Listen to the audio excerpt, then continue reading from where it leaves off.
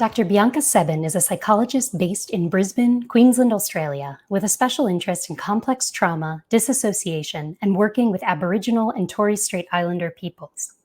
Dr. Sebben's journey towards becoming a psychologist required her to step into a place of vulnerability and to practice compassion for all parts of the self. She supports her clients to do the same so that they can live harmoniously with a more integrated sense of self. And joining us today is Dr. Bianca Sebben. Welcome, Dr. Sebben. Thank you for being here. No, thank you for having me. It's nice to be here. Oh, it's an honor. I'm so grateful to get to talk with you today. I know I have a whole bunch of questions for you, so I would love to just jump in and start with a pretty fundamental one of asking how you first discovered psychedelic medicine. Yeah, absolutely. So I first became interested in plant medicines when I began working with Indigenous people here in Australia about 13 years ago. And then when I completed my PhD in Mexico, which I finished in about 2016, I think.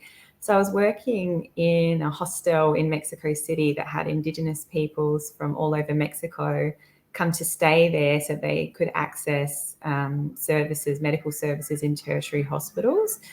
So the hostel provided a safe space as well for the incorporation of traditional healing practices. So I got to learn more about various cultural experiences of health and mental health and how various plant medicines could support healing. But then I also have a dear friend in Mexico who's always happy for me to share their story. But they were very depressed for a long time and suffered from fibromyalgia. And I started to notice that their mood had really improved and they were making really good lifestyle changes and they were succeeding a lot in their personal and work life. And I just turned around and I asked, like, what's changed? What's different? And they just go, oh, Bianca, can I tell you something? I smoked the toad. And I was like, what? What's this toad you speak of? And so then I began to research more and look a bit more into the healing potential of psychedelic medicines. And yeah, that's where it all began. That's incredible. Thank you for sharing your friend's story as well. It's always so amazing to get to hear how it's shaping people's lives and giving them a lot of healing. Yeah. You mentioned the PhD that you did in Mexico in Indigenous Psychology. Can you tell us a little more about how that's influenced your practice? Yeah, so I guess in more recent years, psychology has been dominated by cognitive therapies, and that was certainly the main component of my early training as a psychologist.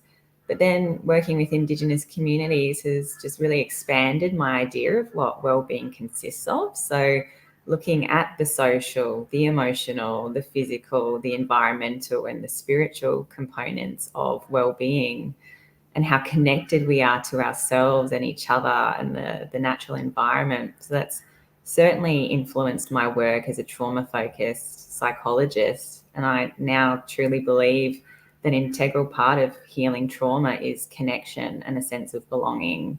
So that's connection to ourselves, the world around us, and our relationship with the natural environment, our relationship with each other, rather than this more Western individualistic view that really only focuses on the individual and the individual's healing journey rather than all these other elements that go into healing. So that's certainly come out of that experience. That's so powerful. I really love that, you know, healing trauma is connection and creating that sense of belonging. That's so true, where we are able to tap into larger systems of support, not just social, but, you know, natural, more than human, which is pretty powerful. Yeah. So I'm excited to keep exploring this theme a little bit. I wonder, you know, as someone who is looking kind of in both directions in terms of Western medicine and also Indigenous plant medicine traditions, I wonder what elements you see from Indigenous medicine practices that are being incorporated into Western psychedelic practices. Sure. And I do think this is a challenging question, as I think it depends on how and why these practices are being incorporated. So, for example, as psychedelics, the psychotherapy is becoming more mainstream, we definitely need to make sure that this isn't about appropriating traditional practices, but more about making this treatment culturally safe and accessible for Indigenous peoples, that there are ongoing reparations for Indigenous peoples and the impact of the ancestral trauma they've experienced, as well as the ongoing present day trauma, as well as the impact that we're seeing on Indigenous communities due to the increasing popularity of plant medicines. I mean, we're all aware of what happened with Maria Sabina in her community when Western society became privy to the Mazatec mushroom tradition. So I think reparation here is really essential. And then we can look more towards reciprocity, rather than just taking this sacred knowledge and ways of healing and embedding it into a Western clinical model. So incorporating traditional medicine practices has to be about making this treatment safe and accessible to Indigenous peoples that may wish to access psychedelic medicines in this way. So I'm more thinking about in the Australian context, as there's not a lot of documented evidence of the use of psychedelic medicines.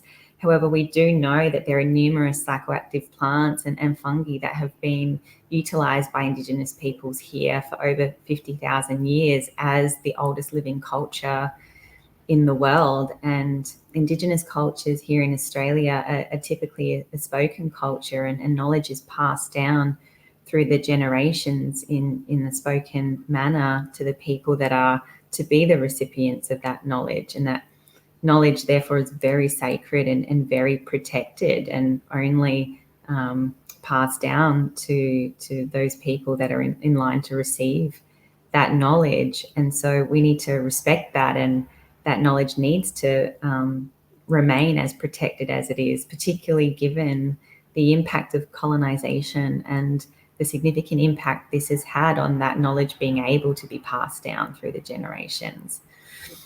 But I guess in saying that, some of my early discussions about what traditional practices would be incorporated here include things like ceremony and community healing, rather than the typical one-on-one therapy session that we see in current psychedelic assisted psychotherapy models, as healing typically happens in community and with community. And we know these plant medicines are very relational in their healing, and we're looking at the collective benefit of healing rather than just the benefit for the individual. So the benefit of incorporating ceremony and community as well is that it would also already establish a community base of support for the ongoing integration process as well. And so at the moment, I'm currently working with some members of various Indigenous communities here in Australia to look at developing a culturally safe model of psychedelic assisted psychotherapy. So we'll certainly be looking more into this, very topic as we explore further in creating that model. That is incredibly powerful. I thank you so much for naming, for grounding us in the conversation about equity and reparations and Indigenous access to their own medicine traditions and their own actual medicines hopefully within intact ecosystems, which I know is something the River Six Foundation, the Indigenous Peyote Conservation Initiative, and the Indigenous Medicine Conservation Fund work on here in the US. And they have recently just launched a fund to help support communities in restoring natural habitats for their medicines and regaining some of that access, which is, I think, a powerful thing. I'll make sure for anyone watching that we link to, of course, Dr. Sebben's initiative and some of the ones happening all over the world. I would love to get to ask, you touched on this already, but so I mentioned some of the examples of attempts to bring some of this equity into the fore with Indigenous sovereignty and Indigenous plant medicine traditions. And I wonder, since this is something you're balancing with your own work, if you could share more about if there's things happening in the Australian context that you find inspiring, that other practitioners can learn from when wanting to approach Indigenous plant medicine traditions respectfully and to be part of this equity building. Yeah, absolutely. So again, I find this a tricky question because it's something that I'm always learning about and learning more and being guided on, and being prepared to listen and learn. This is an ongoing learning experience for me as well.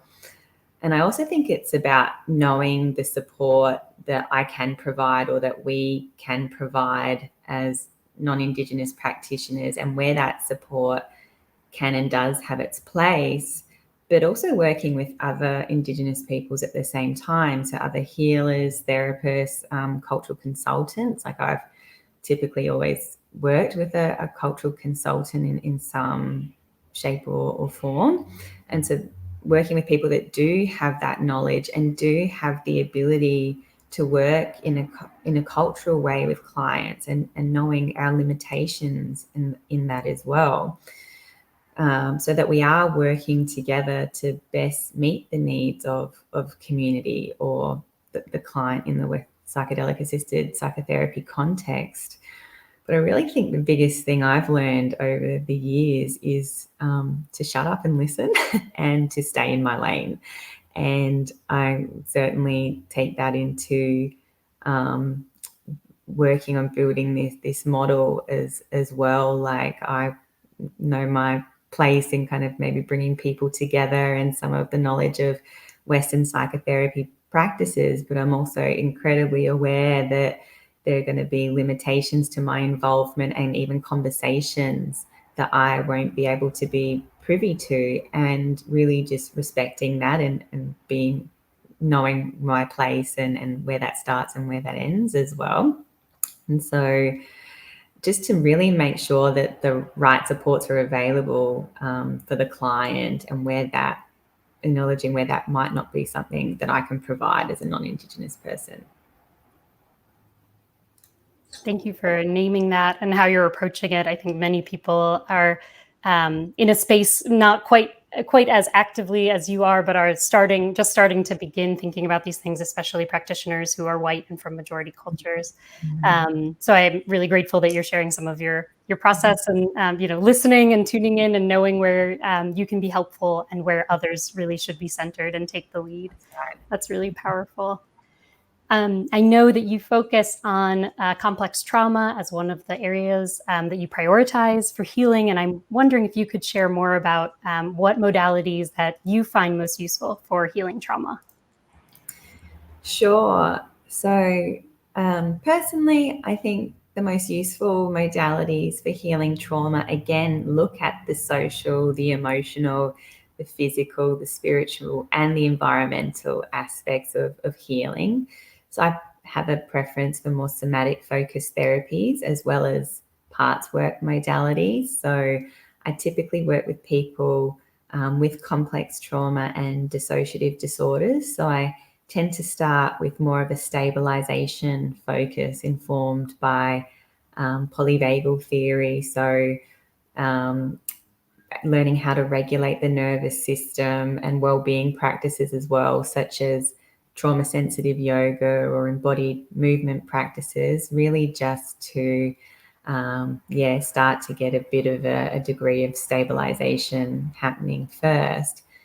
And then I also find parts work modalities, such as therapies for the structural dissociation of the personality, or ego state therapy, internal family systems, therapies like that, that look at the multiplicity of the internal system.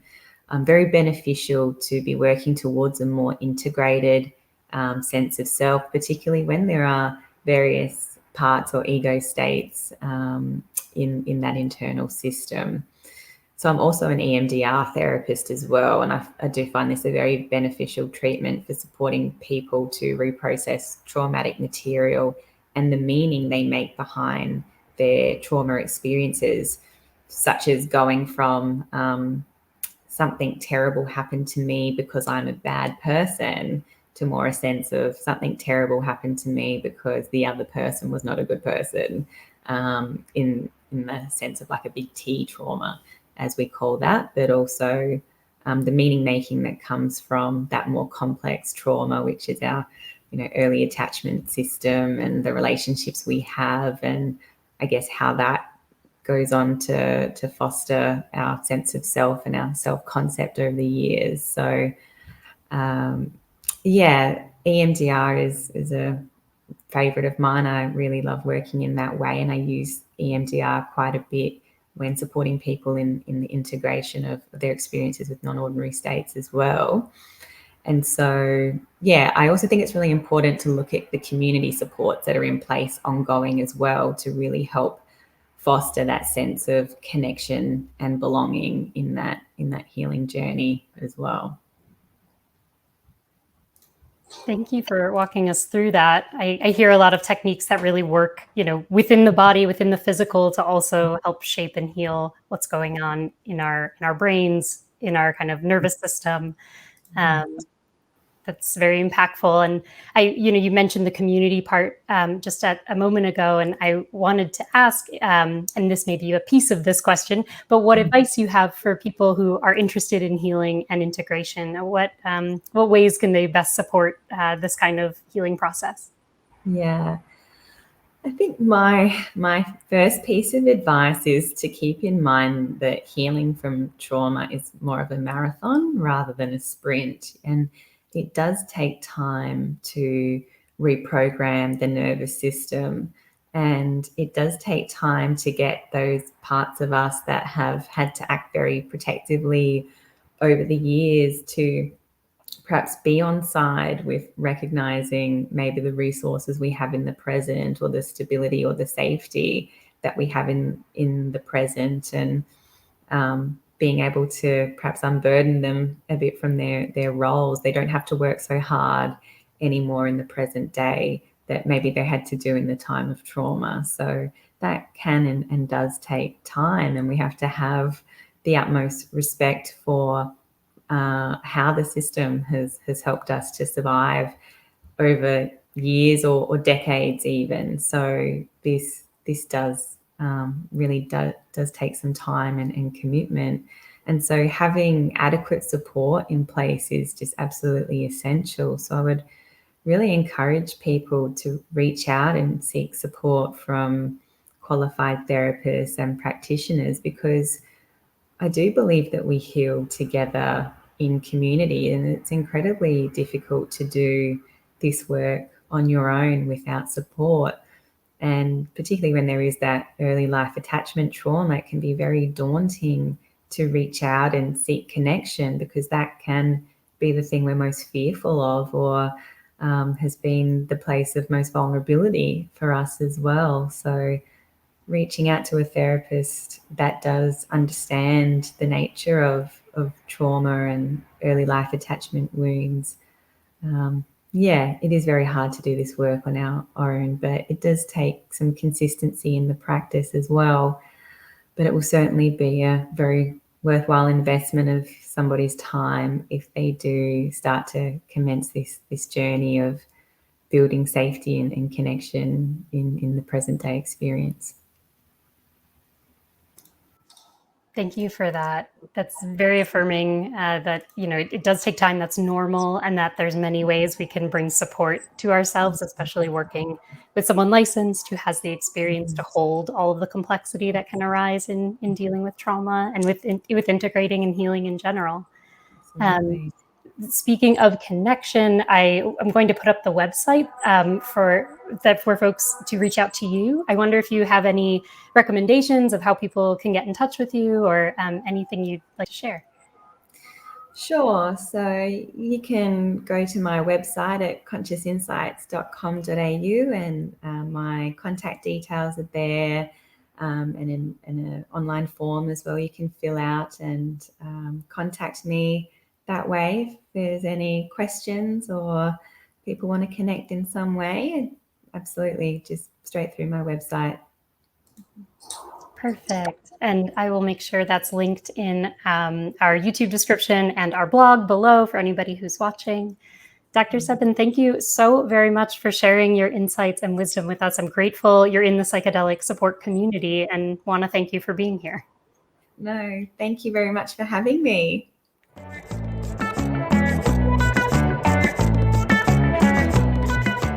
Dr. Bianca Sebben is a psychologist based in Brisbane, Queensland, Australia, with a special interest in complex trauma, disassociation, and working with Aboriginal and Torres Strait Islander peoples.